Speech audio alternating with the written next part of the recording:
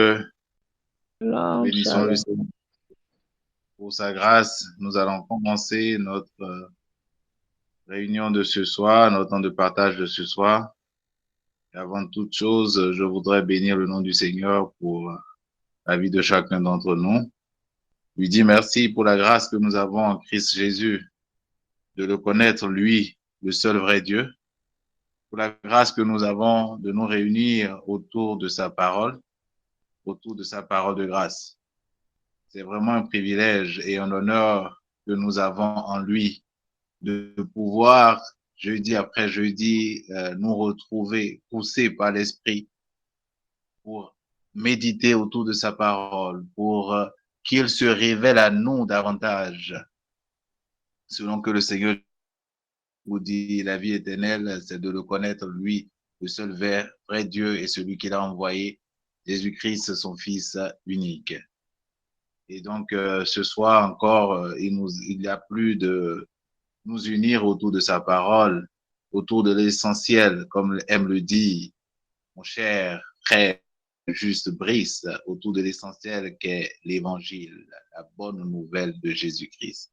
Alors, quelle est cette bonne nouvelle que Jésus-Christ a apportée? Quelle bonne nouvelle Dieu a révélée au monde entier au travers de sa personne qu'il a révélée en Christ Jésus?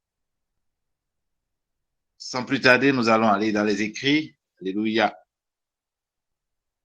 J'espère que chacun de nous avons passé une bonne soirée. Nous allons aller dans les Écritures et nous allons lire dans le livre de Luc. Luc chapitre 4 du verset 16 au verset 21. Il est venu, je lis Luc chapitre 4 verset 16 à 21. Je lis une traduction en français de la version The Message. Il est venu à Nazareth où il avait été élevé, parlant de Jésus-Christ. Comme il le faisait toujours le jour du sabbat, il se rendit au lieu de réunion. Lorsqu'il se leva pour lire, je redonne le passage, Luc 4, verset 16 à 21. Donc, la traduction que je lis, c'est le Message qui est en anglais que j'ai traduit en français. Il est venu à Nazareth où il avait été élevé. Comme il le faisait toujours le jour du sabbat, il se rendit au lieu de réunion. Lorsqu'il se leva pour lire, on lui remit le rouleau du prophète Isaïe. Déroulant le rouleau, il trouva l'endroit où il est écrit « L'Esprit de Dieu est sur moi. Il m'a choisi pour annoncer le message de la bonne nouvelle aux pauvres. Il m'a envoyé pour annoncer le pardon aux prisonniers et le recouvrement de la vue aux aveugles, pour libérer ceux qui sont accablés et malmenés, pour annoncer c'est le temps pour Dieu de briller. » Roula le rouleau, le rendit à l'assistant et s'assit. Tous les yeux de la salle étaient rivés sur lui, attentifs. Puis il se lance. Vous venez d'entendre l'Écriture écrire l'histoire. Elle s'est réalisée à l'instant même dans ce lieu. Alléluia. Shalom. Juste Brice, comment tu vas? Shalom, bien-aimé de Dieu, mon frère à moi, comme tu vas aussi, je bénis le Seigneur. Sa grâce me soutient et me porte, comme j'aime le dire. Merci, shalom. Alléluia. Juste Maoussé, comment vas-tu, mon cher frère? Shalom, shalom, oh, mon frère. Ça va très bien. Content de t'entendre. Voilà. Sa grâce nous Alléluia. porte. Amen, amen, amen. Juste Simon, devenu entre-temps Pierre. Shalom, PJ. Shalom à tous. Alléluia. Ouais, Alléluia. je suis revenu. Je suis revenu. Et donc, oui, voilà ce passage que nous avons lu. Voilà ce que le Seigneur Jésus-Christ a dit. J'ai bien envie de le relire encore une fois avant qu'on aille en profondeur par rapport à ce qui est écrit. On dit dans dans ce passage de Luc 4, verset 16 au 21, que le Seigneur Jésus-Christ entra dans la synagogue et il prit le livre il se leva pour faire la lecture, on lui remit le livre du prophète Isaïe. Et il ouvre la partie où il est écrit « L'Esprit de Dieu est sur moi. Il m'a choisi pour annoncer le message de la bonne nouvelle aux pauvres.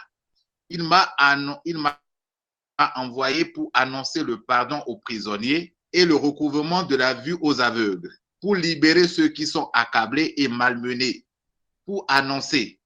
C'est le temps pour Dieu de briller. Il enroula le livre, le rendit à l'assistant et s'assit. Tous les yeux de la salle étaient rivés sur lui, attentifs. Puis il se lance. Vous venez d'entendre l'Écriture écrire l'histoire. Vous venez d'entendre l'Écriture écrire l'histoire. Elle s'est réalisée à l'instant même dans ce lieu. Juste Brice, qu'est-ce qu'on peut comprendre par ce passage de l'Écriture? Rappelant que le thème de notre temps de partage de ce soir est « Vous êtes morts avec Christ, les forces du monde ne comptent plus pour vous ». C'est autour de ce thème que nous avons échangé ce soir.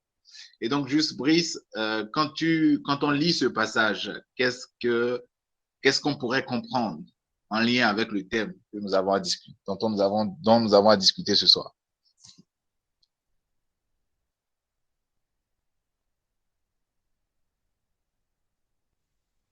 Ok, shalom à nouveau. Pardon, en lisant ce passage que tu viens de lire, j'ai bien envie de le relire. J'étais en train de le relire dans 2 21. L'Esprit du Seigneur sur moi, parce qu'il m'a consacré par onction pour annoncer la bonne nouvelle aux pauvres. Il m'a envoyé pour guérir ceux qui ont le cœur brisé, pour proclamer aux prisonniers la délivrance et aux aveugles le recouvrement de la vue, pour renvoyer libres les opprimés, pour proclamer une année de grâce du Seigneur. Ensuite, il roula le livre. Bref, par rapport au thème, si la Bible nous dit que nous sommes morts, par rapport au thème autour duquel le Seigneur nous réunit ce soir,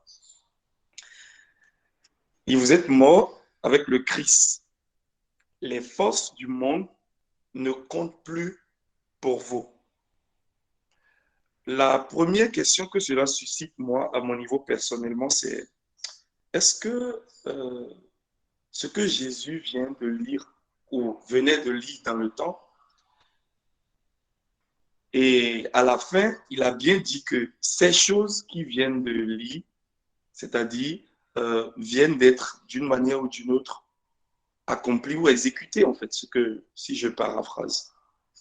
À mon avis, si tel est le cas, je crois que ça va parfaitement avec le thème autour duquel le Seigneur nous réunit. Qu'est-ce que je veux dire? Est-ce que Jésus a accompli cela? Est-ce que tout ce que Jésus venait de lire depuis plus de 2000 ans, et il a dit que c'est accompli, c'est accompli. Donc, en d'autres termes, le questionnement, c'est que est-ce que Jésus, on doit le prendre pour vrai lorsque nous lisons ce passage, ou bien il faudra le prendre encore avec des pincettes? C'est le questionnement que ça suscite. Je dirais simplement, Amen, pour faire court, que franchement, ces paroles des Écritures que Jésus a lues et qui a dit que cela vient, c'est comme si le oui et l'amen qui sont en lui, nous n'avons pas à douter de Jésus. Comme le disait le juste Joséphine le mardi et le jeudi passé, pardon, prenons Dieu au sérieux. Donc si nous prenons Dieu au sérieux, c'est que ce qui l'a dit, nous disons simplement oui et amen par la foi. Shalom. amen. Je ne sais pas pourquoi, mais je suis tenté de relire encore une énième fois le passage, parce que en fait, c'est quand même Jésus-Christ qui parle. Et donc, à la suite, je suis tenté après avoir lu, de demander, est-ce que on sait en fait, qui est Jésus, en fait? Parce que la parole dit, l'Esprit du Seigneur est sur moi. car il m'a oint pour annoncer une bonne nouvelle aux pauvres. Il m'a envoyé pour annoncer aux captifs la délivrance, aux aveugles le recouvrement de la vue, pour apporter la liberté à ceux qui sont opprimés et pour proclamer une année de faveur accordée par le Seigneur. Là, je suis en train de lire dans la version Semeur. Et la parole précise qu'il roula le livre, le rendit au servant et s'assit. Il s'est assis. Et on sait la position dans laquelle il est aujourd'hui. Dans la synagogue, tous les yeux étaient braqués sur lui. Comme aujourd'hui, tous les yeux continuent d'être braqués sur lui. Et il dit, mais aujourd'hui même, commença-t-il pour vous qui l'entendez, cette prophétie de l'Écriture est devenue réalité. Avant, c'était une prophétie. Mais aujourd'hui, puisque c'est sorti de la bouche de Jésus-Christ, il dit que c'est une réalité. Maoussé, qu'est-ce qui est une réalité et qui est celui qui a dit que c'est une réalité? Quand on regarde à ce passage, qu'est-ce qu'on doit comprendre qui est une réalité? En fait, quand on lit qu'est-ce qui est désormais une réalité et qui a dit que c'est une réalité? Shalom, shalom famille. Je comprends très bien ta question. Shalom famille. Voilà, juste plaisir. Je pense que je vais aller rapidement dans le même sens que mon frère Brice. Et d'abord, en répondant à ta question, la première question c'est qu'est-ce qui est une réalité suite à ce qu'on vient de lire en fait, suite à ce qu'on vient de lire dans Luc 4, verset 16 à 18 là. Et maintenant, qui est celui-là qui a dit que c'est une réalité? Et je vais commencer d'abord par qui est celui qui a dit que c'est une réalité d'abord. Parce que de qui on parle, il est important que nous puissions comprendre d'abord. Et vous savez, la valeur qu'on accorde à une parole dépend de la révélation qu'on a de celui qui a parlé. Je reprends. La valeur qu'on accorde à une parole dépend de la connaissance qu'on a de celui qui a parlé, de l'auteur de la parole. Voilà pourquoi, par exemple, quand nous voyons dans Daniel 11:32, le Seigneur dit, ceux du peuple qui connaîtront leur Dieu agiront avec fermeté. Donc, il est important si les gens en fait, qui étaient autour de Jésus le jour où il parlait, d'autres le voyaient comme étant le fils de Marie. Eux, ils vont considérer cette parole comme étant, c'est une parole qui est venue du fils de Marie, qui est un charpentier, voilà. Mais il est important de comprendre celui qui a parlé, c'est la parole faite chair. C'est celui qui est la parole incarnée. C'est le oui et le amen. C'est celui qui est, en fait, en fait, je veux dire, non seulement l'alpha, l'oméga, mais je veux dire, il est la parole devenue manifeste. Merci. C'est la parole devenue manifeste. C'est la parole devenue palpable. C'est la parole révélée. C'est la parole qu'on a touchée, en fait. Et maintenant, il dit, aujourd'hui, que cette parole-là est devenue une réalité. Donc, ça veut dire que cette parole était quoi? Était quoi autrefois? Vous savez, il est important que nous puissions bien, quand la parole de Dieu nous dit qu'il a pris le livre d'Ésaïe, il a fini de lire, il a emballé le rouleau, j'aimerais nous encourager ensemble. Nous allons repartir dans Ésaïe 61, à partir du verset 1. Voici ce que le Seigneur dit au travers du prophète Ésaïe, de manière prophétique dans le temps, dans Ésaïe 61. Il dit, l'Esprit du Seigneur Dieu est sur moi. Oui, il m'a consacré pour apporter une bonne nouvelle aux pauvres. Il m'a envoyé pour guérir ceux qui ont le cœur brisé, pour annoncer aux déportés, 2 points, vous êtes libres. Et à ceux qui sont en prison, vous allez revoir la lumière du jour. Il m'a envoyé pour annoncer, c'est l'année où vous verrez la bonté du Seigneur. C'est-à-dire exactement ce que le Seigneur vient de lire dans Luc 4. En fait, c'est que le Seigneur a lu, et c'était exactement ce livre d'Ésaïe-là, qu'il a lu ce jour-là. Et il a dit, aujourd'hui, là, c'est devenu réalité. Ça veut dire que cette parole qui était annoncée par le Seigneur au travers du prophète Ésaïe, était juste là, était en fait manifeste dans la réalité, c'était manifeste dans la réalité spirituelle. Mais le Seigneur, la parole devenue chair est venue, et il a lu cette parole, il a fermé. C'est-à-dire, il le disait, aujourd'hui, cela est accompli. C'est-à-dire qu'aujourd'hui, cette parole, vous êtes rentrés dedans. En fait, c'est qu'il dit, pour annoncer une année de grâce du Seigneur. Donc, il venait en fait d'inaugurer C'est que, comment l'expliquer? Il venait en fait de prêter, c'est comme il prête ses mains, il dit, à partir de maintenant, en fait, je lance ça y est, quoi, en fait. Ça commence aujourd'hui. Vous êtes rentré déjà dans cette année de grâce du Seigneur. Je vous ai introduit dès maintenant dans cette année de grâce du Seigneur. Vous êtes rentré dans cette année-là. Et quand le Seigneur parle d'année, il est important que nous puissions comprendre que ce n'est pas une année calendaire. Non, non, non, non. Il est en train de parler d'une dispensation. Il est en train de parler d'une ère, en fait, véritablement. Donc, le Seigneur, d'une époque, en fait. Donc, il est en train de dire, à partir du moment-là, hier, c'était une prophétie, mais aujourd'hui, c'est devenu manifeste.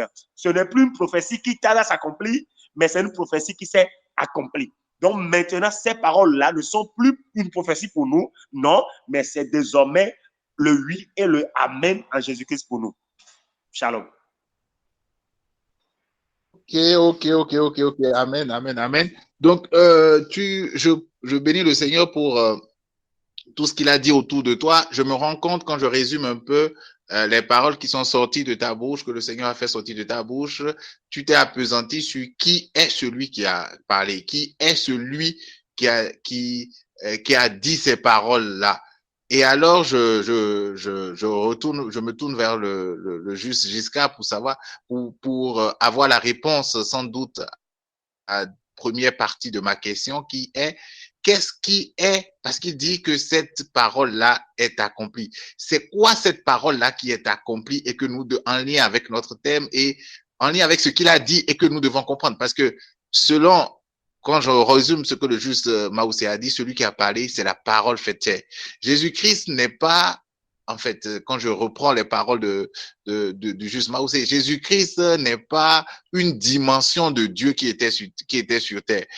Jésus-Christ, c'est la personne de Dieu sur terre. C'est-à-dire, c'est cette personne de Dieu que l'intelligence humaine, c'est-à-dire Dieu lui-même, le créateur de l'univers, du ciel et de la terre, qui a pris un corps humain et qui est incompréhensible, inexplicable. Donc, celui qui a parlé, c'est Dieu lui-même qui a créé l'univers, qui a créé les hommes, qui a créé Satan, qui a créé les démons. Selon ce que le juste Maoussé dit, c'est lui-même qui a parlé, c'est lui-même qui a acté pour dire, j'avais donné la prophétie entre-temps.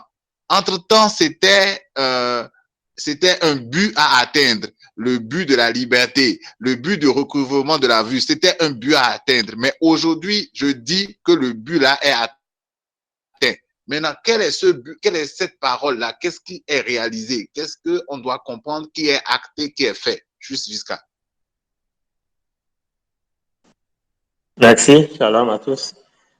Quelle est cette parole? C'est la parole de grâce. C'est la parole de grâce qui nous explique que nous sommes libérés des forces des ténèbres. Et je voudrais toujours lire le même passage de base que tu as cité dans la version TPT pour relever un point majeur là-dedans.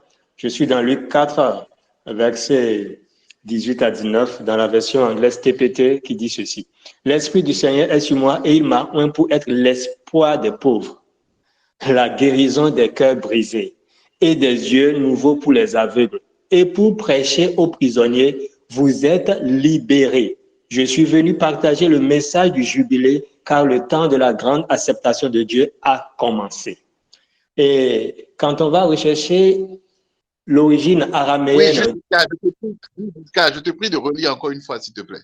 OK.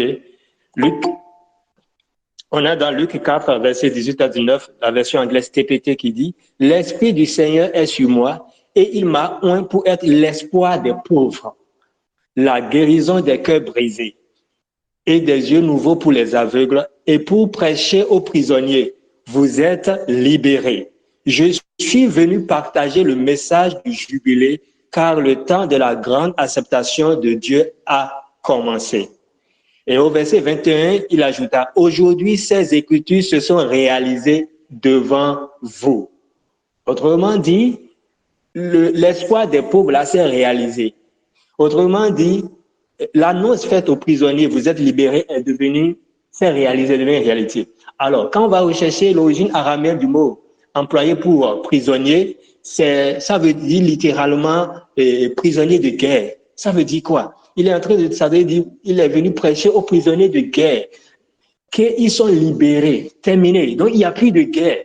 Il n'y a plus d'influence des ténèbres. Ils sont libérés. Et cela rejoint Colossiens 1, verset 13, qui nous dit que nous avons été délivrés de la puissance des ténèbres et nous avons été transportés dans le royaume de Jésus. On a quitté le royaume des ténèbres. Nous sommes dans le royaume de Dieu, en fait. Donc, il est important que nous puissions, en tant qu'enfants de Dieu, comme justement où c'est l'a dit, en fait, déjà comprendre, mais qui a parlé? C'est Dieu qui a parlé. De la même manière qu'au commencement, Dieu a dit que la lumière soit et la lumière fut, et personne d'entre nous n'a pu contester ça. On est resté ce que Dieu a dit. Quand Dieu a dit telle chose c'est étoile, on a reconnu que ça c'est étoile, ça c'est soleil. De la même manière, nous devons simplement reconnaître que c'est le même Dieu, parce que Jésus c'est Dieu lui-même. Faites chair, c'est le même Dieu qui a dit vous êtes libérés, tout simplement. Tout simplement. Et ce n'est qu'en acceptant cette vérité que nous allons pouvoir la vivre. Mais tant que nous allons penser que nous ne sommes pas encore libérés, qu'il y a encore des influences des ténèbres sur nos vies, nous allons vivre une fausse réalité sous simplement par ignorance. Voilà pourquoi il est capital qu'on discerne qui a parlé. C'est Dieu, le Créateur lui-même qui a parlé. L'autorité suprême. Celui que quand il prend une résolution, personne ne peut s'y opposer. Et il a pris la résolution, il a dit, vous êtes libérés. Ce n'est pas vous serez libérés. Mais il dit, vous êtes libérés. Par une parole de grâce, il a dit. Et cette parole de grâce signifie quoi? Ça veut dire que ça ne dépend pas de vos mérites. Ça ne dépend pas de vos jeunes prières. Ça ne dépend pas des hôtels que vous bâtissez, des hôtels que vous renforcez à coups de billets de banque. Ça ne dépend pas de votre service spirituel. Ça ne dépend pas de vos œuvres dites bonnes ou quoi. Non, mais c'est une faveur imméritée qu'il vous accorde. Et il dit, aujourd'hui, vous êtes libérés. Et Jésus dit, aujourd'hui, cette parole est déjà accomplie. C'est déjà fait. Il ne viendra pas nous libérer. Donc, prier même pour dire, Seigneur, libère-moi, c'est ne pas comprendre qui Dieu est et ce que Dieu a fait pour nous. Amen. Amen. Merci beaucoup. Avant de donner la parole au Juste Maoussé qui a levé la main, Juste Emmanuel, mon frère, bonsoir. Bienvenue.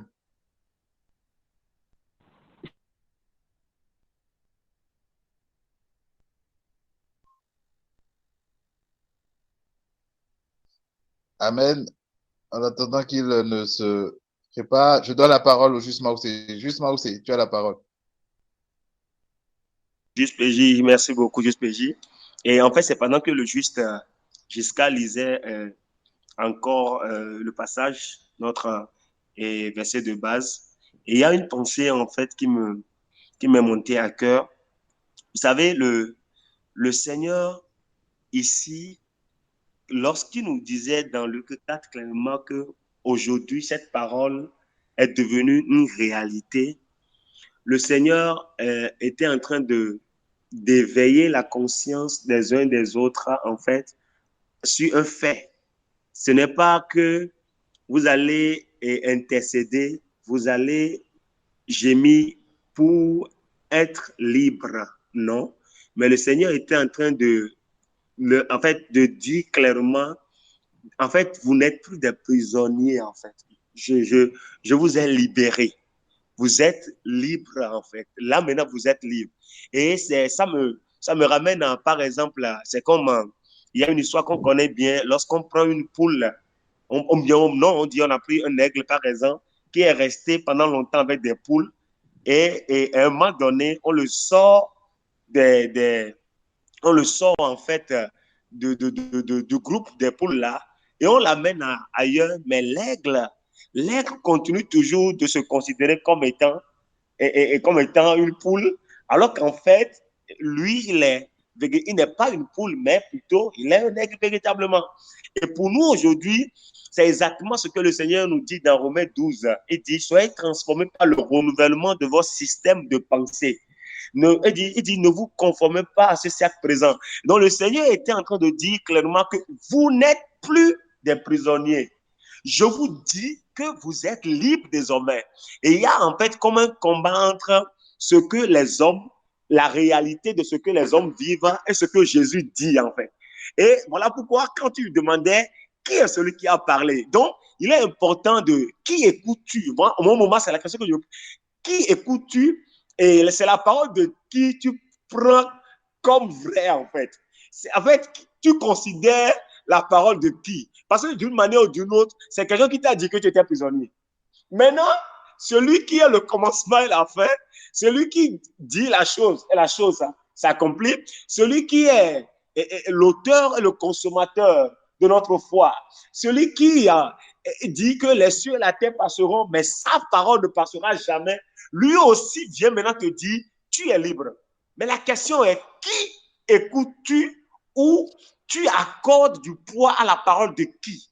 Soit c'est la parole de Jésus que tu considères, et ça va se sentir dans tes propos, dans tes réactions, dans tes pensées. Il dit oui, parce que Jésus m'a dit, je suis libre.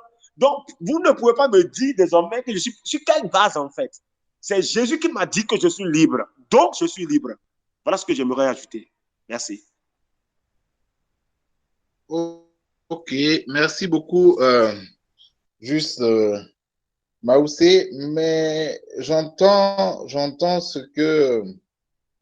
tout ce que vous développez là, mais quand je regarde dans le livre d'Éphésiens, la parole dit que nous n'avons pas à lutter contre la chair et le sang, mais contre les dominations, contre les autorités dans les lieux célestes. Qu'est-ce qu'il en est par rapport à cette parole aujourd'hui? C'est vrai, Christ, comme vous dites, a dit que tout est accompli, oui, mais c'est dans le monde spirituel. Il faut pouvoir, justement, dans ce combat, amener à la réalité ce que Christ a déjà acquis pour nous dans le spirituel. Brice.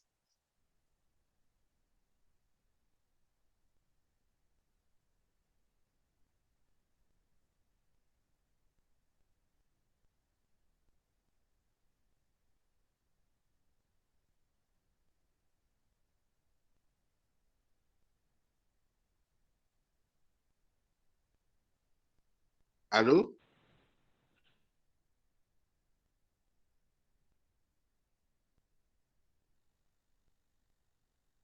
Juste Brice est là?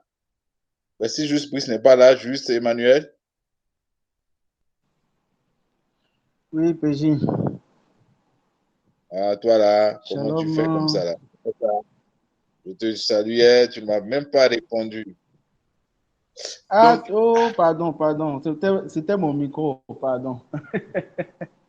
Je t'entendais, mais mon micro ne passait pas. J'ai changé ça rapidement. Tu m'entends maintenant? d'accord. Oui, si, on t'entend pas. Ok, d'accord. Shalom, la famille. Déjà, par rapport à ton Éphésiens dont tu parles, moi, je vais revenir rapidement sur le passage de base dans TPT, là, que j'ai mis ça dans les discussions. L'Esprit du Seigneur est sur moi. Regardez, il dit qu'il est l'espérance des pauvres, la guérison des cœurs brisés. Et il dit qu'il est lui-même de nouveaux yeux pour les aveugles. Ce n'est pas que les aveugles auront de nouveaux yeux. C'est lui-même qui devient leurs nouveaux yeux. Et il dit que les prisonniers sont libérés. Et pour finir, il parle de le temps de la grande acceptation de Dieu a commencé. Ici, il faut voir, quand il parle de le temps de la grande acceptation de Dieu, il n'est pas en train de parler du fait que les hommes vont accepter Dieu. Il est en train de parler du temps où Dieu accepte tous les hommes, sans condition. C'est-à-dire tous les hommes désormais sont considérés comme lui appartenant. Et il n'y a pas de condition pour eux. Et dans Ésaïe 45, je crois, le passage, nous tous, nous connaissons ça. Ésaïe 45, le verset 23. Dieu dit, je le jure par moi-même, la vérité sort de ma bouche. C'est-à-dire, c'est la parole qui sort de la bouche de Dieu à un moment donné qui est la vérité. Donc, quand Dieu dit que les gens sont libres et que c'est l'année de la grande acceptation du Seigneur, on prend ça pour oui et vrai. Il n'y a pas de non, mais je vis ça, mais ma situation, mais il y a tel. Non, non, non. Dieu a parlé, point. On passe à autre chose. Ça, là, c'est un fait. On ne veut plus parler de ça. Pourquoi? Dieu a parlé. Jésus a parlé, Dieu a parlé. Donc, on passe à autre chose. Maintenant, il faut savoir que Jésus est en train de dire que les hommes ne seront plus jamais prisonniers. C'est ce qu'il est en train de dire. Ils ne seront plus jamais sous l'influence de quoi que ce soit. Ils ne seront plus jamais prisonniers, plus jamais sous l'influence de quoi que ce soit. Parce que je vais partir de là pour aboutir sur ton Éphésien là. C'est de là que je vais partir. Et un autre point, un autre passage, je lis avant de venir dans ton Éphésien dont tu m'as parlé. Je suis dans la Bible Parole de vie et je suis dans la première épître de Jean qu'on a lu la dernière fois 1 Jean 5, le verset 18, qui dit, nous le savons, tous ceux qui sont enfants de Dieu ne commettent plus de péché. C'est pas ça qui m'intéresse. La partie de Dieu qui dit, en effet, le Fils de Dieu les protège, le mauvais ne peut pas les toucher. Impossibilité pour eux d'être touchés par Dieu, par le mauvais. Et je quitte là maintenant et j'aboutis, citons Éphésiens. Je crois que c'est Éphésiens 6. Je crois. Hein. Et tu me confirmes ça, PJ? Éphésiens 6, verset 12, version voilà. Le Semeur. Car nous n'avons pas à lutter contre des êtres de chair et de sang, mais nous avons à lutter contre les puissances, contre les autorités, contre les pouvoirs de ce monde des ténèbres, contre les esprits du mal dans le monde céleste. La lutte du chrétien, le combat spirituel. Ok. Continue le passage, continue ta lecture. Non, moi, je m'arrête là, c'est ce qui m'intéresse. Ah, c'est ce qui t'intéresse. Comme d'habitude, oui. Ce qu'on nous fait souvent, on prend ce qui intéresse pour nous arrêter là. Ok, d'accord. Ok, la suite du passage, dans la suite du passage, quand on lit, on voit clairement que... La suite alors du verset 13. C'est pourquoi endosser l'armure que Dieu donne afin de pouvoir résister aux mauvais jours et tenir jusqu'au bout. Bon, on va parler au fur et à mesure. Regarde, on parle déjà de l'armure que Dieu donne. Non, ce n'est pas ton armure. On continue, oui. Donne afin de pouvoir résister aux mauvais jours et tenir jusqu'au bout. Tenez donc ferme. Ayez autour de la taille la vérité pour ceinture et revêtez-vous de la droiture en guise de cuirasse. Ayez pour chaussure à vos pieds la disponibilité à servir l'évangile de la paix. En toutes circonstances, saisissez-vous de la foi comme d'un bouclier avec lequel vous pourrez éteindre toutes les flèches enflammées du diable. Prenez le salut pour garder le fruit de l'esprit, c'est-à-dire la parole de Dieu. Amen. Ok, déjà quand on regarde le passage, je vais nous lire ça dans une autre version pour qu'on voit plus clairement. Si je ne prends pas trop de temps, hein, je peux continuer, non? Oui, vas-y. Ok, d'accord. Le but de ce passage ne s'adresse pas et ne parle pas d'un quelconque combat spirituel où on va se mettre à se battre contre les esprits mauvais. Si c'est comme ça, ok, ce passage, hein, je me tiens sur l'évangile de Jésus-Christ. Ça veut dire que le passage qui dit que Jésus-Christ a vaincu les autorités, les dominations et leur a enlevé toute leur puissance n'est pas vrai. Or, nous savons très bien que quand Jésus dit qu'il a vaincu, c'est une vérité et cela est oui et amen. Ici, ce n'est pas un combat contre les gens qui ont de puissance qui veulent nous attaquer. Il s'agit de dire, il est en train de dire ici au bien-aimé de Dieu. Si vous lisez bien le passage, on voit à chaque instant, il parle d'abord de la vérité, qui est l'évangile, qui est la parole de Dieu, qui est la parole de vérité, qui est quoi? Jésus-Christ est mort et qui a vaincu les autorités. Après, il a parlé de la justice. Il parle de justice, de dire, de tenir. Vous verrez que, par exemple, le verset 14 dit, alors tenez debout. Il parle de ceinture, de la cuirasse de justice, qui est quoi? Le fait que nous sommes la justice de Dieu en Christ. Il parle de l'évangile de paix, et l'évangile de paix revient toujours à quoi? Comment Dieu déclare les hommes justes devant lui. Après, il parle du casque de salut, le fait que le bien-aimé de Dieu doit toujours garder à l'esprit que le salut que Dieu lui a donné est un salut complet et parfait. Et pour finir, quand vous prenez maintenant le verset 18 qui dit « Priez sans cesse », nous nous rappelons ici que le bien-aimé de Dieu qui vit en Christ, Dieu lui a donné de prier sans cesse. La vérité de ce passage, si je m'arrête là déjà, parce que je vais réintervenir sur ça, est que Dieu, l'Esprit, au travers de Paul, est en train d'exhorter les bien-aimés de Dieu qu'il n'y a qu'une seule vérité qui compte, quel que soit ce que les yeux physiques peuvent voir comme réalité physique sur la terre, de tenir sur une seule vérité, laquelle désormais ils sont libres, désormais il n'y a plus de captivité, désormais il n'y a plus de prison, désormais il n'y a plus d'hôtel qui tient devant nous, désormais la seule vérité qui compte est que Dieu vous a accepté, nous lui appartenons, aucune force, quelle que soit d'où elle vient, ne peut toucher un bien-aimé de Dieu. C'est de rester sur cette vérité qui est la vérité de l'évangile. Je m'arrête là. Amen. Juste Brice, je reviens à toi. Oui, shalom. J'avoue que le réseau zaillait un peu chez moi tout à l'heure là. Je m'excuse. Voilà. Bon, je crois que j'irai un peu dans le même sens que ce que le Seigneur disait au travers du juste l'autonom. Parce qu'en réalité, lorsque nous lisons ce passage, il ne parle pas de quelconque vêtement à porter ou, je sais pas, il ne nous décrit pas une tenue de combat, même si l'idée, je reviens un peu, il parle de l'armure du chrétien. Donc, c'est important pour nous en tant que, je dirais, bien-aimés de Dieu, d'aimer la parole de Dieu, d'aimer étudier les Écritures. La Bible dit, les gens sondent les Écritures. Dit, vous sondez les Écritures, pensant trouver en elles la vie, mais vous ne venez pas à moi. C'est Jésus qui parlait. Donc, en fait, que nous devenions des personnes qui aiment sonder les Écritures et que nous ne soyons pas du rang de ceux qui prennent des passages hors de leur contexte pour en faire un prétexte.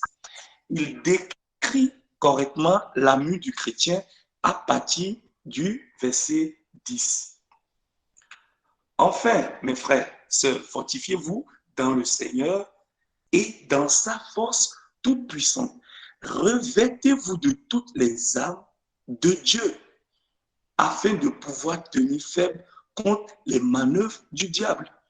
Je peux dire aujourd'hui qu'en tenant sur la parole, le thème que le Seigneur nous donne aujourd'hui, le combat, on peut dire, ou bien la lutte, le challenge du chrétien, c'est de ça que nous sommes en train de parler.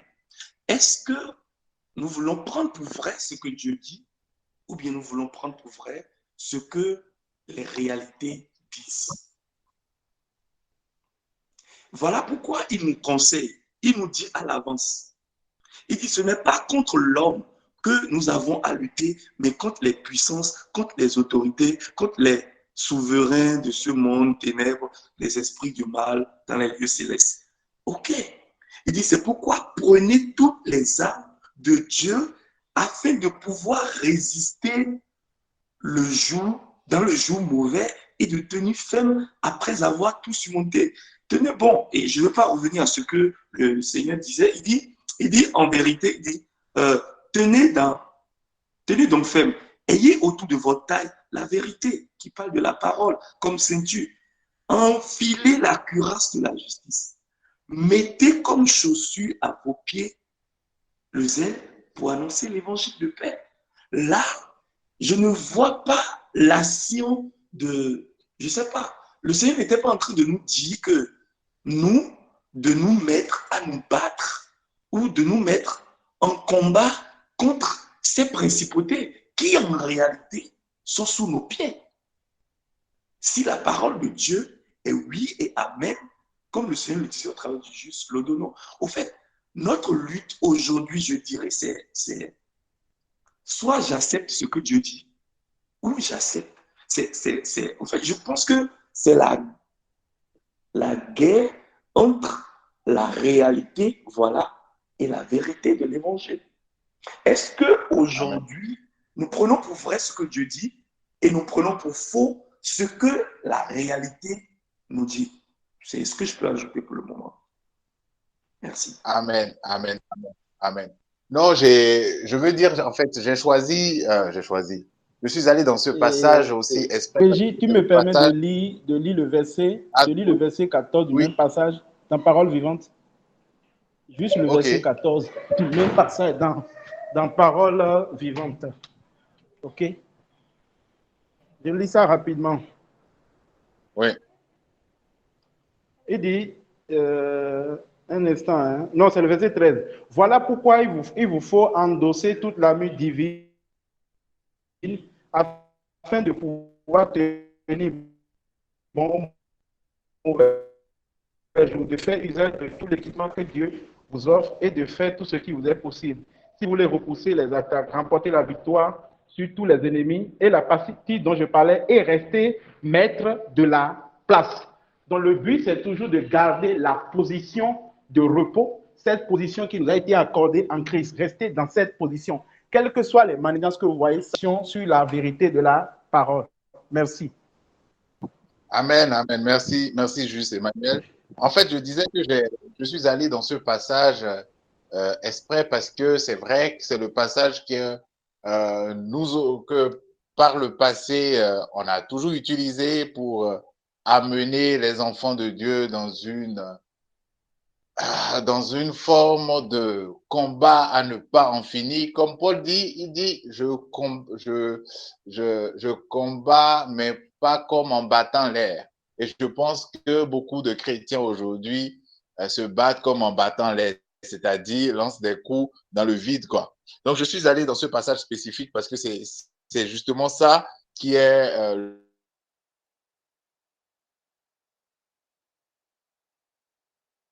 l'un des passages, Dieu ne peut pas dormir la nuit, il faut combattre parce que la parole dit.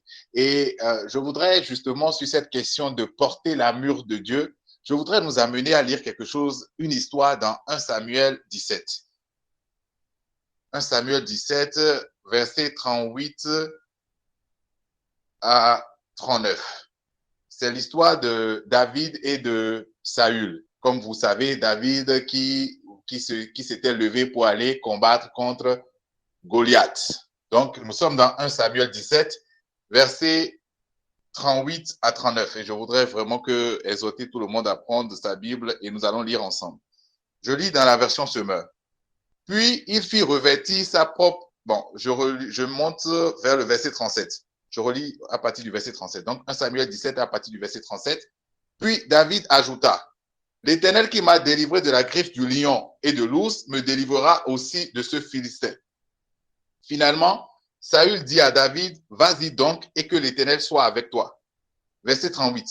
Puis, il fit revêtir sa propre armure. Il lui fit mettre un casque de bronze et endosser sa cuirasse. C'est-à-dire, Saül prit son armure et fit revêtir à David l'armure de Saül. Donc, la Bible dit, puis il lui fit revêtir à David sa propre armure, c'est-à-dire l'armure de Saül. Il lui fit mettre le casque de bronze et endosser sa cuirasse, en comparaison à ce que nous sommes en train de lire de l'autre côté. Par-dessus son équipement, David saignit aussi l'épée de Saül. Puis il essaya de marcher, mais il n'y parvint pas, car il n'en avait pas l'habitude. La parole nous dit que c'est l'armure de Dieu. Et toi, tu veux porter l'armure de Dieu pour aller dans quel combat? C'est pour rejoindre un peu la parole que les frères ont libérée et faire le parallèle avec cette histoire-là. Le passage que Éphésiens nous dit, c'est un passage de foi, en fait. C'est l'armure de Dieu et c'est Dieu seul qui sait porter son armure. C'est lui seul, parce que vers la fin, la parole nous dit que de prendre l'épée, la parole qui est l'épée de l'esprit, pas nous, notre épée. Et il dit que de prendre la parole. Donc, l'armure dont on parle, c'est l'armure de Dieu. Et c'est cette armure-là, en fait, qui a vaincu l'ennemi. Et l'ennemi est désormais sous nos pieds. Donc, c'est juste d'avoir cette conscience-là que c'est à l'Éternel le combat. Comme il pouvait dire aux enfants d'Israël, vous gardez le silence et moi, je combattrai pour vous. C'est d'avoir juste en cette conscience que je ne peux pas porter cette armure-là, telle que David n'a pas pu porter l'armure de Saül et marcher avec. Je ne peux pas porter cette armure-là. C'est l'Éternel qui a cette armure-là. C'est lui qui combat. Et moi, je garde le silence. Et ce combat a été déjà fait et cette victoire a été déjà remportée. Et donc, je suis assis et c'est cette position assise-là que j'ai. C'est cette position assise-là que la foi, l'évangile me donne de conserver, en fait. Et donc, ce passage d'Éphésiens qui est utilisé pour combattre dans le vent, comme je le disais au début, n'a rien à voir avec ce qu'on a entendu. Et je rejoins ce que le juste Mao s'est dit. Qui entendons-nous, en fait? Qui est-ce qu'on entend? Juste Giscard, je veux t'entendre aussi sur ce passage. Parce que PJ, j'allais te demander, il ne faut pas laisser Giscard le maître dans l'art du combat spirituel d'hier, il faut qu'il nous parle. On veut l'entendre. Les victoires qu'il a eu à remporter dans ces combats. Et la manière dont il nous a maltraités par le passé. Juste Giscard. Oui, PJ. Ton expérience du combat. Non, ce n'est pas important. L'important, c'est Christ, tout simplement. Vous savez, le seul problème aujourd'hui de nous, enfants de Dieu, c'est un problème de conscience, tout simplement, de conscience. Et quand on parle de conscience, il faut définir c'est quoi la conscience. La conscience, c'est juste entendre et comprendre. Ce que tu as entendu et compris, c'est ça qui définit ta conscience. Matthieu 13, 27, Jésus dit, ceux qui ont reçu la parole sur la bonne terre, c'est ceux-là qui ont entendu et qui ont compris. Certains ont entendu, mais ils n'ont pas compris. La parole est partie. Elle n'a pas porté de son fruit. Et c'est exactement ce qui se passe beaucoup d'enfants de Dieu aujourd'hui. On dit, on est dans la foi depuis 20 ans, 15 ans, 10 ans, 5 ans. On entend la parole, on entend des choses, on ne comprend pas et on vit des fausses réalités qu'on ne devrait pas vivre en réalité. Pourquoi? Parce qu'on n'a pas compris. On s'empresse de citer les versets, on dit, mais pourtant, oui, je connais tel verset, mais est-ce que tu as compris? Est-ce que tu as compris? Et je m'en vais nous lire rapidement 2 passages, je ne les lis pas en tant que tel, Éphésiens 2:6, où il est dit que, Paul dit que nous sommes assis avec Christ dans les cieux. Nous sommes morts avec Christ, ressuscités avec lui et assis avec lui dans les cieux. Est-ce qu'on a compris ça? On a l'habitude d'entendre ça, mais est-ce qu'on a compris ce que ça veut dire? Ça veut dire quoi? Tu es assis avec Christ dans les cieux. Tu es assis avec Christ. Avec Christ. C'est notre position aujourd'hui. 24 sur 24, 7 jours sur 7, nous sommes assis avec Christ dans les cieux. Même si physiquement on te voit, on te géolocalise sur cette terre des vivants, sache que dans le monde spirituel, tu es dans les cieux aux côtés de Christ. Alors, quelle est la position de Christ par rapport aux forces des ténèbres? C'est de ça qu'il s'agit. Quelle est la position de Christ par rapport aux démons, aux esprits méchants, esprits de famille, tout ce qu'on peut citer là? Voici sa position. Paul nous le précise dans Éphésiens 1, verset 21, à partir du verset 21, il dit, ainsi le Christ est placé au-dessus de toutes les forces et de toutes les puissances qui ont autorité et pouvoir. Il est au-dessus de tout ce qui existe, non seulement dans le monde d'aujourd'hui, mais aussi dans le monde qui vient. Oui, Dieu a tout mis sous les pieds du Christ. Il a mis le Christ au-dessus de tout et il l'a donné comme tête à l'Église. L'Église est le corps du Christ. Alors, tu es assis avec Christ. On dit que Christ est au-dessus de tout. Ça veut dire quoi? En français facile. En français facile, ça veut dire que toi et moi aussi, nous sommes alors au-dessus de tout ce qui a autorité au pouvoir. Qu'ils aient autorité au pouvoir, on s'en fiche en fait. Mais la vérité est que tu es au-dessus de tout ça. Pourquoi? Parce que tu es assis avec Christ. Tu ne peux pas être assis avec Christ. On va dire que Christ est au-dessus de tout ça et que toutes ces choses sont sous les pieds de Jésus et toi, ces choses sont à ton niveau pour que tu les combattes. Est-ce que dans le naturel, l'un de nous a déjà combattu une mouche? Est-ce que l'un de nous a déjà combattu un cafard par terre? Non. Si tu te mets à faire ça, on va te traiter de fou, on va te laisser, là, il a pété un câble.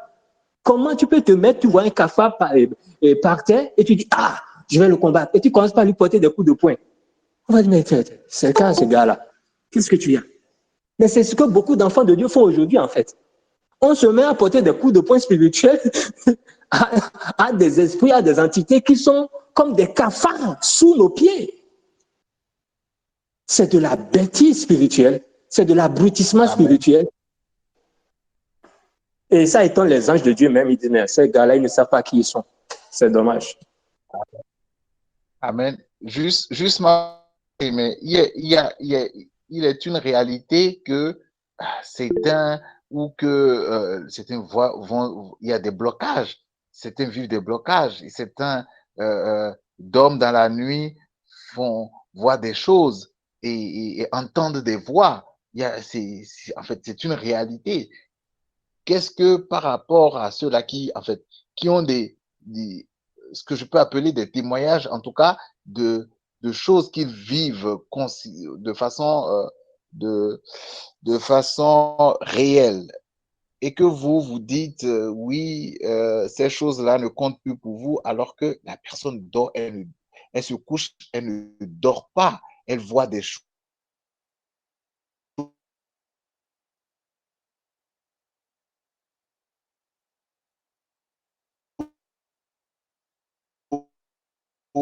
Elle entend des... Merci beaucoup, Juste PJ. Voilà, c'est un constat en fait. C'est un constat. Vous savez, le Seigneur nous fait du bien. Le Seigneur il dit, vous connaîtrez la vérité et la vérité vous rendra libre. Le Seigneur n'a pas dit, vous allez combattre et le combat vous rendra libre. Il a dit, vous connaîtrez la vérité et la vérité vous rendra libre. Nous, ce qui nous réunit ici, la parole que nous considérons, la parole qui prime, la parole qui est au-dessus de toute parole pour nous, c'est ce que notre Seigneur Jésus dit, c'est sa parole. Et quand tu disais que, qu'en est-il pour ceux qui vivent des choses? Qu'en est-il pour ceux qui font des cauchemars, font des trucs? Vous savez, et la parole, le Seigneur Jésus a expliqué tout cela. Et au travers de l'apôtre Paul, par exemple, lorsque je prends Romains 14, 14, le Seigneur dit, rien n'est impur en soi, mais une chose est impure pour celui qui la croit impure. Vous savez, notre croyance, en fait, c'est ce qui détermine, en fait, ce que nous vivons. Et c'est la même chose quand le Seigneur dit ailleurs, il te sera fait selon ta foi. C'est que tu vas vivre selon ce que tu as cru, selon selon ce à quoi tu penses. Et tes pensées dominantes, tu peux beau dire que tu pries, hein. Tu es au milieu des gens qui acclament. Ah, Seigneur, merci. On va lire ensemble. Je vais nous demander, on va lire ensemble un passage. Vous savez, Matthieu 6, versets 5 à 13. Permettez-moi de lire la version, nous allons lire la version anglaise TPT.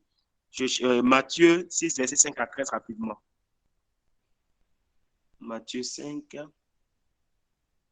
Ah non, non, je vais pas le verset. Matthieu 6, rapidement.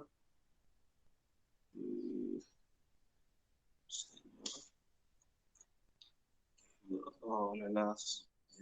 Seigneur, voilà, Matthieu 6, verset 5 à 13.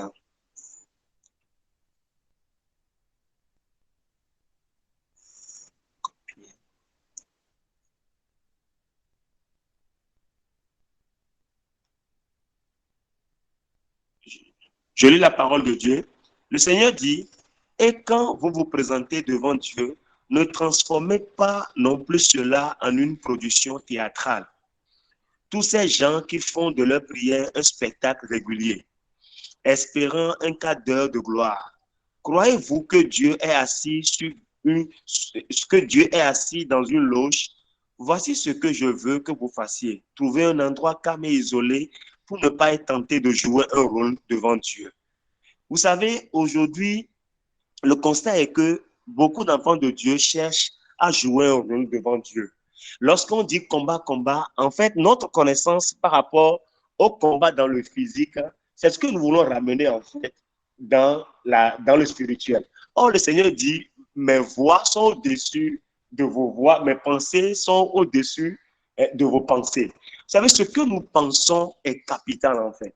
Ce qui est à l'intérieur de nous comme pensée. Proverbe 23, c'est dit que et tel il pense, tel il est. C'est que ce que tu penses là, ce que tu penses, si tu penses qu'il y a un esprit dans la maison de ton père, si tu penses qu'il y a un esprit dans ta maison là où tu as loué, si tu penses que là où dans ta propre maison, ils ont enterré quelque chose et que l'esprit là, c'est l'esprit là qui est en train qui court la nuit, qui ouvre la porte et qui ferme, en fait, il te sera fait selon ce à quoi tu as cru. Mais lorsque le Seigneur Jésus te dit, en fait, mon fils, tu es mort avec moi. Désormais, les forces de ce monde ne comptent plus pour toi. Ils n'ont plus d'emprise sur toi. Si tu crois en cela, il te sera fait selon ce que tu as cru. Donc, tout est question de croyance véritablement. Et lorsque nous allons dans Romains, je vais aller dans Romains 12, verset 2. Regardez ce que le Seigneur nous dit. Il dit, ne vous coulez pas simplement dans le moule de tout le monde. Ne conformez pas votre vie aux principes qui régissent le siècle présent. Ne copiez pas les modes et les habitudes du jour. Laissez-vous plutôt entièrement transformer par le renouvellement de votre mentalité. Adoptez une attitude intérieure différente. Donnez à vos pensées une nouvelle orientation afin de pouvoir discerner ce que Dieu veut de vous.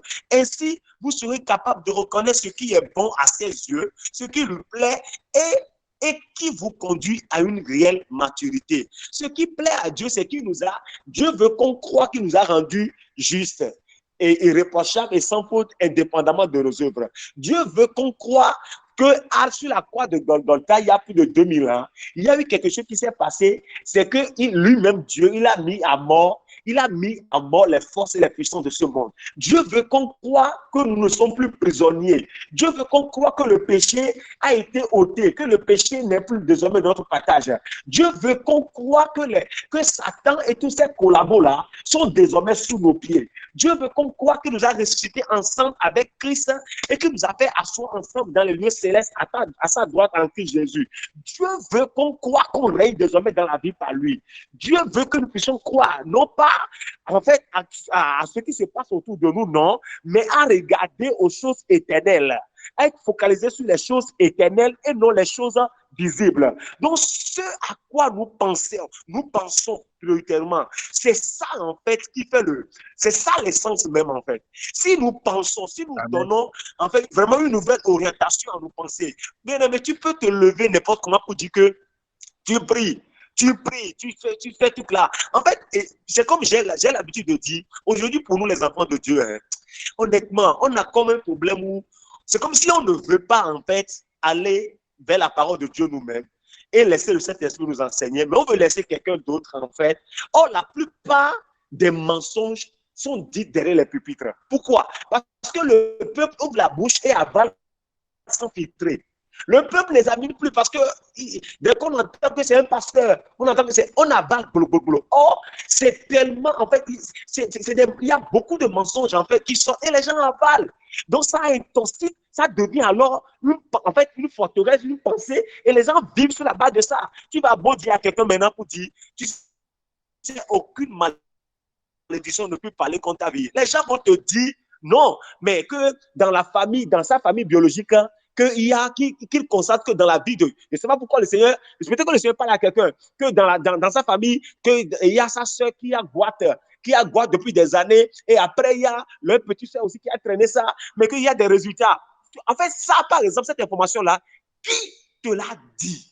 Qui t'a dit ça?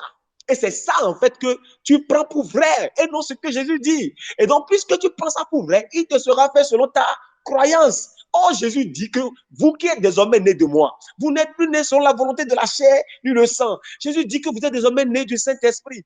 Quelle est la parole qu'on considère? Quelle est cette parole en fait qui prime en nous, qui nous sature véritablement? C'est de ça en fait qu'il est question vraiment.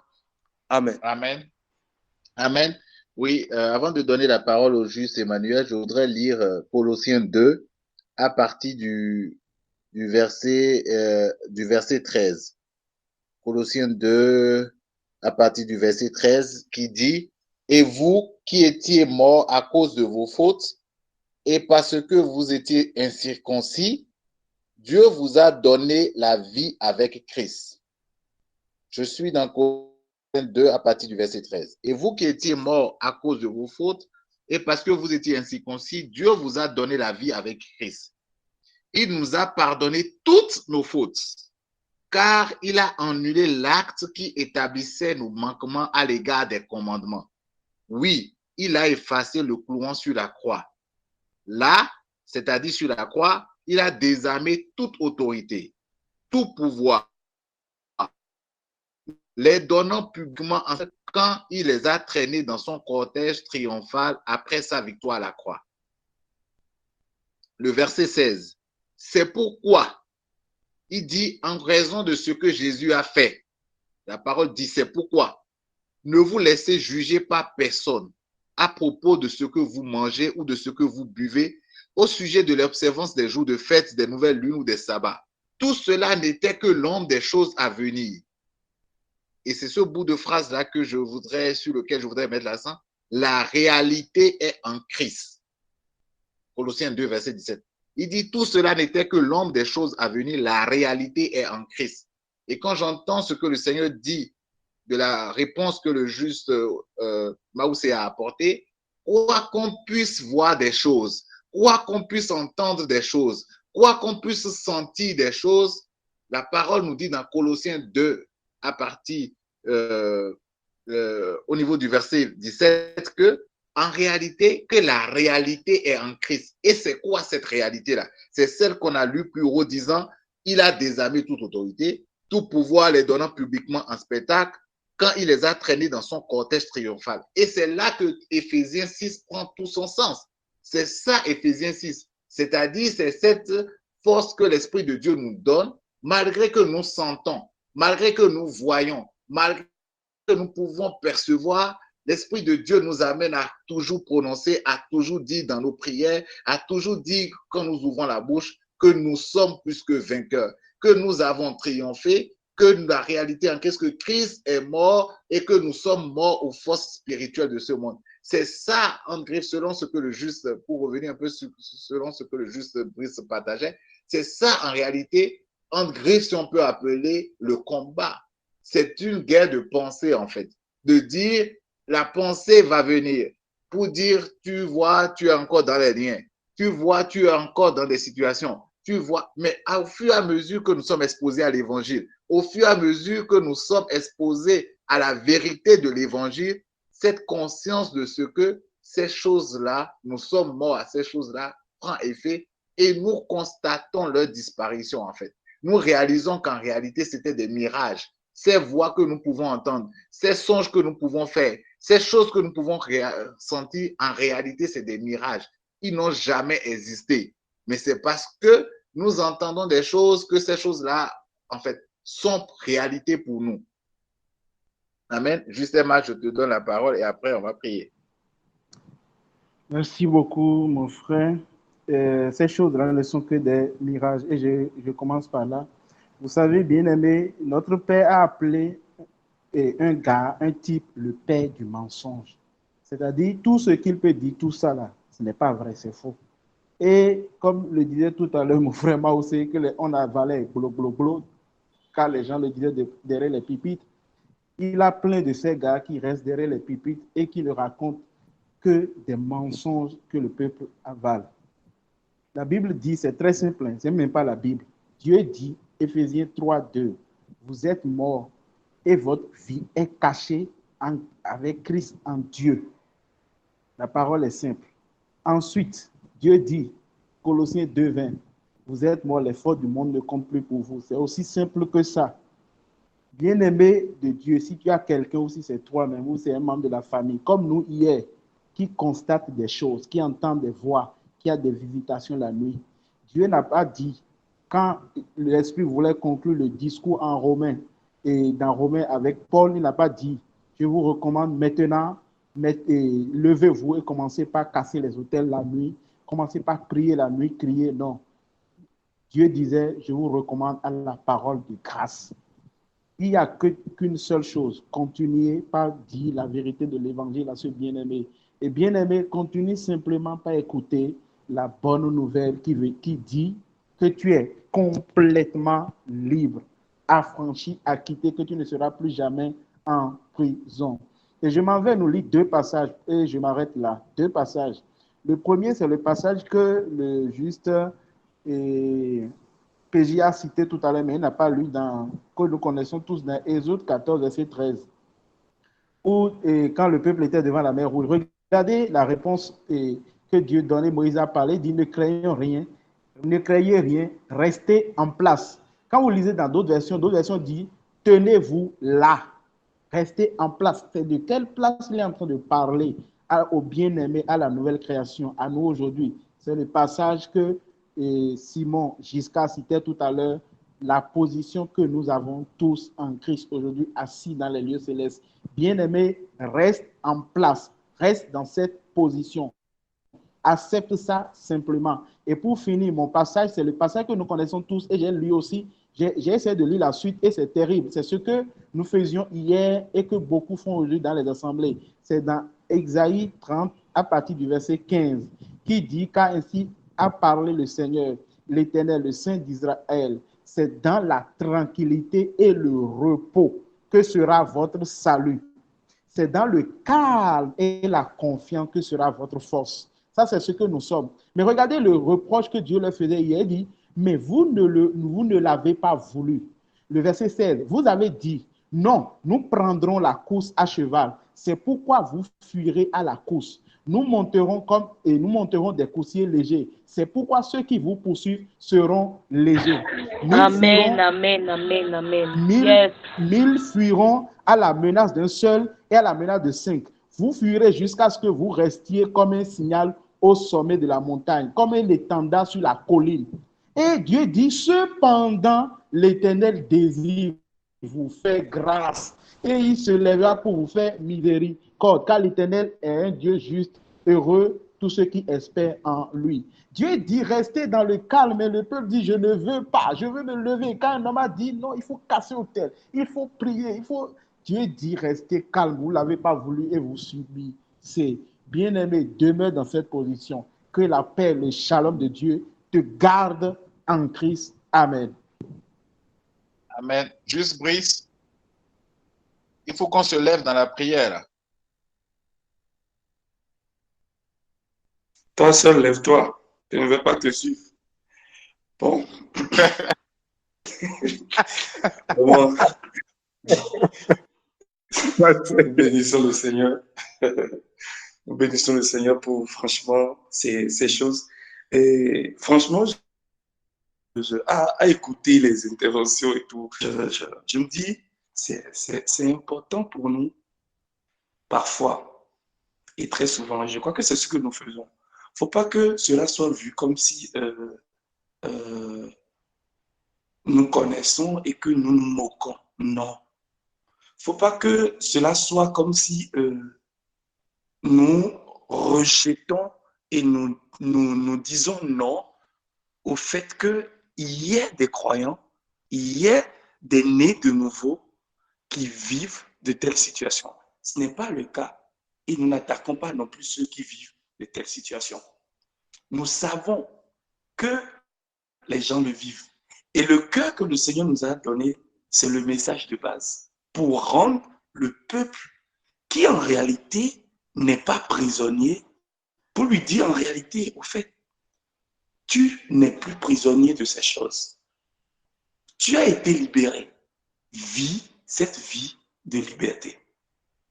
Je vais revenir sur un passage que le Seigneur nous a donné tout à l'heure au travers du juste Giscard, qui parlait de Éphésiens 1, où la Bible nous dit clairement, la Bible nous dit à partir du verset 20, je lis à partir du verset 21, et ça rejoint parfaitement ce que l'Odono venait de dire, il dit, là, le Christ est placé au-dessus de toute autorité, de toute puissance, de toute domination et de toute souveraineté, au-dessus de tout nom qui puisse être cité non seulement dans le monde présent, mais aussi dans le monde à venir. Verset 22, il dit, Dieu a tout placé sous ses pieds. Suivez bien. Et Christ, qui domine toutes choses, Dieu l'a donné pour chef. Dans d'autres versions, il dit pour tête à l'Église. Donc l'Église est le corps de Christ. Et la Bible dit, qui est son corps, lui en qui habite toute la plénitude. Au fait, je veux juste dire à quelqu'un, lorsque le Seigneur nous dit de rester dans cette position et que ce n'est pas qu'il combat pour nous, qu'il a combattu pour nous et qu'il nous a acquis le repos, et il nous demande ce soir, restez dans cette position pour constater. Le Christ n'est pas au-dessus de toutes les dominations, autorités, principautés, puissance, souveraineté, non, qui peut se nommer dans le siècle passé, présent et à venir.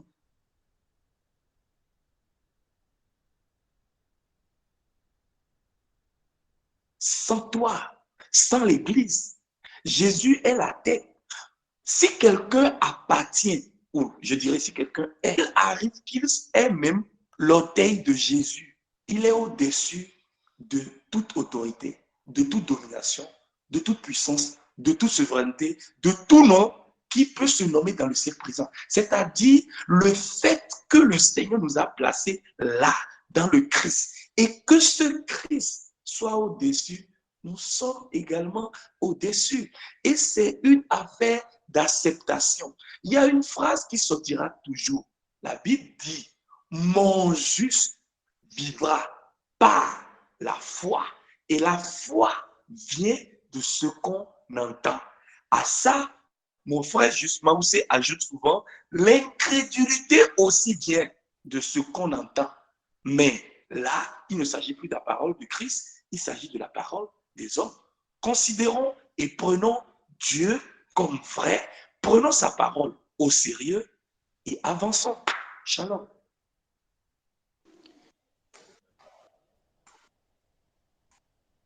Amen, amen, amen, amen. Prenons la parole de Dieu comme vraie et avançons. Juste Simon. Oui. Je voudrais juste partager deux témoignages.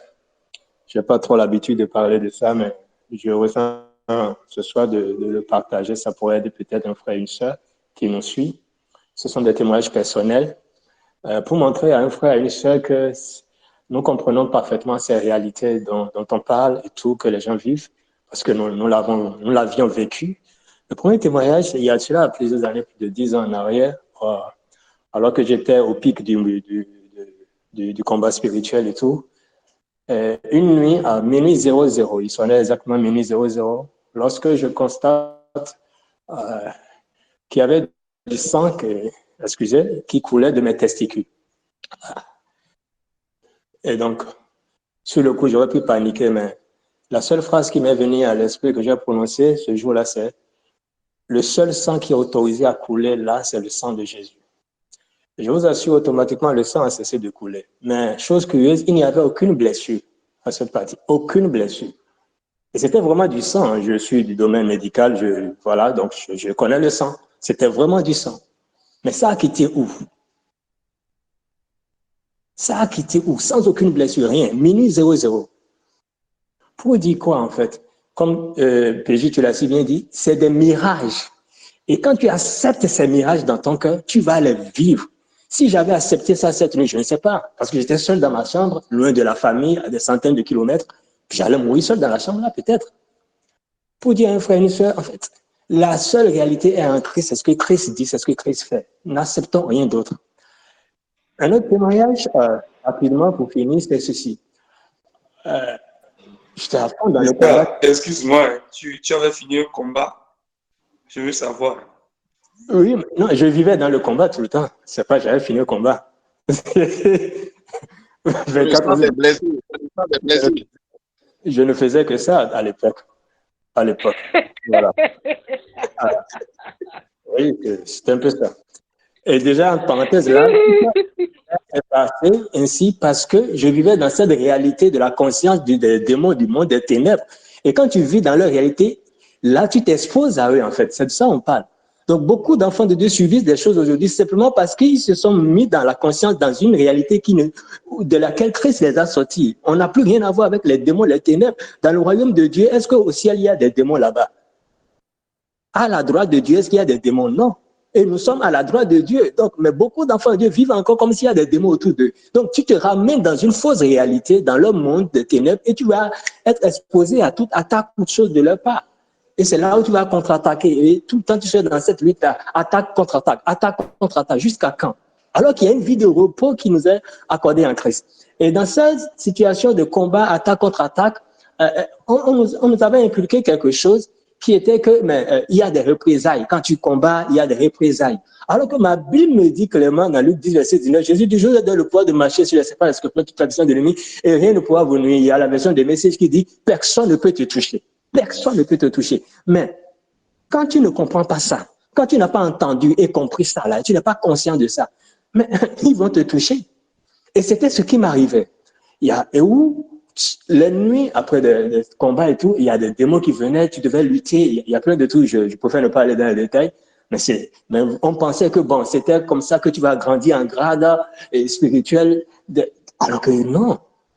Jusqu'à ce qu'un jour, le Seigneur m'a fait arrêter sur Éphésiens 2:6 et Éphésiens 1:21 que j'ai lu tout à l'heure là. Et il m'a fait comprendre que, est-ce que tu réalises ce que ça signifie? Tu es assis avec moi dans les cieux.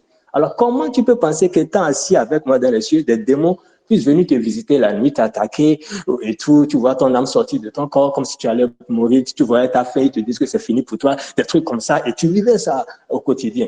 Comment?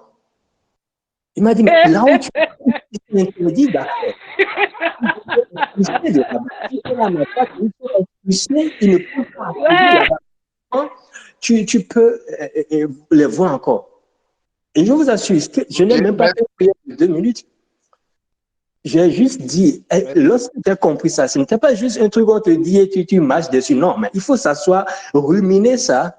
C'est ça ce qui fait défaut à beaucoup d'enfants de Dieu. Rester sur la parole, la ruminer dans tous les sens, jusqu'à ce que ça imprègne tout ton système de croyance, tout ton système de pensée. Et lorsque j'ai fait ça, en moins d'1 minute, je suis juste resté seul dans ma chambre au milieu de la chambre. J'ai dit, vous tous, démons, esprits, mauvais sorciers, tout ce que vous pouvez être, qui venez me visiter la nuit, des fois, me tourmenter, m'attaquer et tout. Je dis, là où je suis, vous n'avez pas accès là. Donc, c'est impossible que vous puissiez venir. Donc, à partir d'aujourd'hui, terminé. Ça me remonte à des années, plus rien. Donc, ce n'est pas d'abord une question de comment on n'a point fini, mais prendre conscience de qui Christ est, de où nous sommes en Christ, de ce que la vie qui nous a réservée, une vie de paix, de repos. Je vous assure, c'est la vérité, on vous dit. Mais tant que vous allez rester dans une fausse réalité où vous voyez les démons, les sorciers, les hôtels, les esprits de famille, vous allez vivre ça au quotidien. Et c'est dommage, c'est triste. Ça me fait mal au cœur. Merci, Général de Dieu. Merci, Général de Dieu, pour tous ces combats, pour ces victoires. Merci pour ces défaites. Merci pour avoir gradé un grade. Dieu est béni. Nous, on ne veut pas ces grades-là. Amen. Donc, nous bénissons le Seigneur pour ce temps de partage. Nous rendons grâce à Dieu et je ne sais pas si au milieu des frères et sœurs, s'il y a des questions, s'il y a des interventions. Amen. S'il n'y a pas de questions, s'il n'y a pas d'intervention, je crois que nous allons clôturer ce temps. Amen. Il y a encore Emmanuel, tu as 30 secondes. Ok, merci beaucoup. Non, juste pour dire que Dieu même l'atteste, hein, que chaque fois que les gens ne veulent pas rester dans le repos et la tranquillité, ils fuient devant les menaces, ils voient les menaces à gauche ou à droite. Le passage d'Ésaïe 30, verset 15 à 19 le dit bien. Donc, restons dans le repos et dans la tranquillité. Shalom, peuple de Dieu. Amen, amen. Donc nous allons bénir le nom du Seigneur. Nous allons prier pour rendre grâce à Dieu pour ce temps. Et j'entends sans doute quelqu'un dire, mais face à ces situations, qu'est-ce que nous faisons si il n'y a pas d'autre chose que la parole. Il n'y a pas d'autre chose que la parole pour résumer selon ce que le Seigneur nous dit. Il n'y a que sa parole, il n'y a que son évangile. Il n'y a que la conscience de ce que nous sommes délivrés des œuvres des ténèbres. Nous avons été transportés dans le royaume de lumière du Fils de son amour. C'est là que nous sommes. Et c'est ce que sa parole dit qu'il a fait, qu'il a dépouillé les autorités, qu'il a dépouillé les principautés et que les forces du monde ne comptent plus pour nous qui avons reçu la grâce de croire en lui. Quel est l'intérêt de croire en Jésus si toutes les nuits nous devons continuer par combattre? Quel est l'intérêt de croire en Jésus si toutes les nuits nous devons continuer par lier les démons? Quel est l'intérêt de croire en Jésus si nous devons tous les jours vivre dans la peur, vivre dans l'angoisse, vivre dans le questionnement, vivre dans l'incertitude? Quel est l'intérêt? Qu'est-ce que nous avons de plus que les autres si nous ne pouvons pas dormir en paix? Qu'est-ce que nous avons de plus que les autres si nous n'avons pas l'assurance? Donc, en fait, en quoi nous avons cru? Quand nous disons que nous avons cru en Jésus, nous avons cru en quoi? En son œuvre salvatrice à la croix. Et dans cette œuvre, la parole nous dit qu'il a dépouillé les autorités, il a dépouillé les dominations, il a fait de nous des enfants de Dieu, il nous a amenés avec lui là où il est assis à la droite de Dieu le Père. Et c'est dans cette position que nous sommes, et c'est cette conscience qui nous donne au travers de l'évangile qui nous amène à écouter tous les jours. Il ne s'agit pas d'une question de dimanche, il ne s'agit pas d'une question de jeudi soir, mais il s'agit d'une question il s'agit de tous les jours de notre vie que l'évangile nous est annoncé, que nous sommes amenés à écouter l'évangile, à entendre cette bonne nouvelle de ce que les forces du monde, les forces des ténèbres ne comptent plus pour nous. Pas parce que nous jeûnons, pas parce que nous prions, mais parce que Dieu l'a voulu ainsi au travers du sacrifice de Jésus. Et alors, devant les situations, nous rendons grâce. Devant les situations, nous bénissons le Seigneur, car nous savons que ces situations ne sont pas la réalité, que la réalité est en Christ. Alors, si la nuit, nous vivons des cauchemars, si la nuit, nous voyons des choses, nous entendons les choses, l'Esprit de Dieu qui donne gloire à Jésus, qui ne sait que donner gloire à Jésus, nous amène à dire, Père, nous te bénissons, nous te célébrons pour ce que Jésus-Christ a fait. Nous te rendons grâce de ce que nous sommes la justice de Dieu en Christ. Nous te rendons grâce de ce que nous sommes morts aux forces spirituelles, de ce que les forces du monde ne comptent pour nous. Nous te rendons grâce de ce que nos vies sont cachées avec toi en Christ. Nous te bénissons pour cela. Nous te célébrons de ce que nous vivons avec toi. Nous sommes à Zion. Nous sommes près de toi. Nous sommes intouchables. C'est pour ça que nous te rendons grâce. Nous te disons merci pour ce que Christ a fait. C'est ce que Christ a fait qui nous donne le privilège de t'appeler comme Père. Et si tu es notre Père, c'est que tu veilles sur nous. Si c'est que tu es notre Père, c'est que ta main de grâce repose sur nous. Si tu es notre Père, c'est que nous sommes intouchables, car tu es le Dieu souverain. Béni soit ton Saint-Nom, Papa. Merci pour cette grâce que nous avons en Christ Jésus, de ce que nous marchons sur les serpents et les scorpions. Nous marchons sur les ruses de l'ennemi. Aucune voie de condamnation ne peut porter encore jusqu'à toi, parce que tu nous as déclarés justes. Merci, Seigneur. Merci, Seigneur Jésus, de ce que par la foi en toi, nous sommes devenus une nouvelle création. Merci, parce que les choses anciennes sont passées et toutes choses sont devenues nouvelles. Béni soit ton Saint-Nom. Merci pour ton esprit de grâce qui nous conduit. Merci de ce que nous sommes ta justice. Nous sommes la révélation de ta personne. Merci de ce que tous les plans de l'ennemi ont déjà échoué. Pas qu'ils vont échouer, mais qu'ils ont déjà échoué. En réalité, l'ennemi a été déjà vaincu. En réalité, nous ne connaissons que toi. Nous ne connaissons que ta paix. Nous ne connaissons que ta joie. Quand nous ouvrons les yeux, nous ne voyons que toi, car nous sommes environnés de ta présence. Ta présence nous garde. Ta présence nous préserve de toute chute.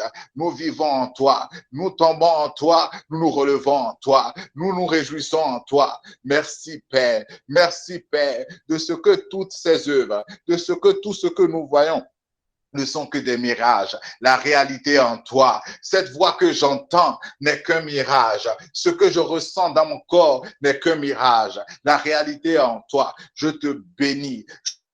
Je te bénis de ce que je suis plus que vainqueur. Je te bénis de ce que ma source, c'est toi. C'est toi mon réconfort. C'est toi ma capacité. C'est toi ma justice.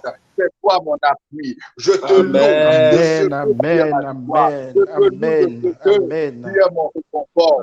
Béni soit ton Saint-Nom, Père. Amen, amen, papa. Merci, papa. Oui, je te toi, loue papa. pour Merci. le sang que tu as versé. Par ce sang, Amen. tu attestes que je suis ton bien-aimé. Par ce sang que tu as versé, tu attestes que je suis ton fils. Ce sang crie justice pour moi. Ce sang parle pour moi. Alors je n'ai rien à craindre. Alors que je marche dans la vallée de la mort. Alors que je dors. Alors que je me tiens au boulot. Alors que je discute avec mes frères. Alors que je vais en famille. Je ne crains rien car je suis en toi. Car je suis né de toi. Car je vis en toi. Car tu me préserves. Béni soit ton Saint-Nom, Père. Tout cette grâce que j'ai en toi.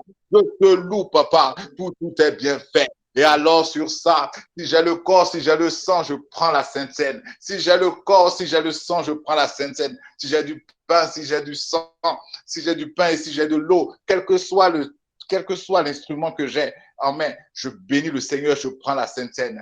Car le Seigneur Jésus-Christ dit, au travers de cette œuvre, vous annoncez ainsi ma mort. Et sa mort, c'est quoi? C'est la mort aux forces spirituelles. Sa mort, c'est quoi? C'est qu'il dresse une table en face de nos ennemis. Il oindule nos têtes et nos coupes débordent. Et en cela, je dresse la table. Je prends le corps, je bénis le Seigneur. Je prends ce que j'ai en main, même si c'est de la pâte, même si c'est du riz, je bénis le Seigneur. Je dis, je crois que ceci est ton corps qui a été meurtri pour moi, ton corps que tu as livré à la mort, ton corps que tu as livré aux démons, que ton corps que tu as livré aux forces spirituelles. C'est ce corps-là que je prends. Et en prenant ce corps, je suis en train de dire à la mort que j'ai été déjà mort. Que celui qui est mort ne meurt plus, il vit pour toujours.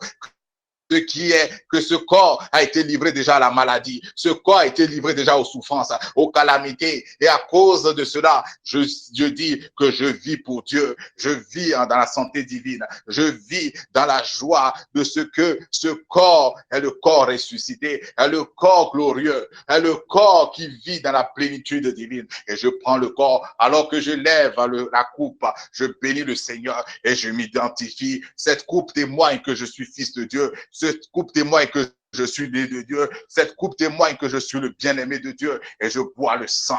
Je bois le sang avec la joie d'être enfant de Dieu. Je bois le sang témoignant qui crie justice pour moi. Ce sang qui parle alors que je dors, ce sang parle. Alors que je marche, ce sang parle. Alors que c'est pas à moi de asperger le sang. Non, c'est le sang qui crie justice. C'est le sang qui crie justice sur ma vie. Partout où je me tiens, ce sang témoigne que je suis né de Dieu. Ce sang témoigne que je suis intouchable. Que je prie ou que je ne prie pas, j'ai cette conscience que je suis né de quelqu'un, celui qui a forgé la terre, celui qui a fait toutes choses. Et alors je bois le sang en action de grâce et je peux dormir encore en paix. Je peux continuer par marcher dans cette joie de ce que Jésus-Christ a tout accompli. Je suis assis avec lui dans les lieux célestes et je bénis le Seigneur de cette soirée. Je lui rends grâce de ce que nous dormons tous du sommeil du juste. Je lui rends grâce de cette conscience de la justice qu'il me donne à chacun de nous.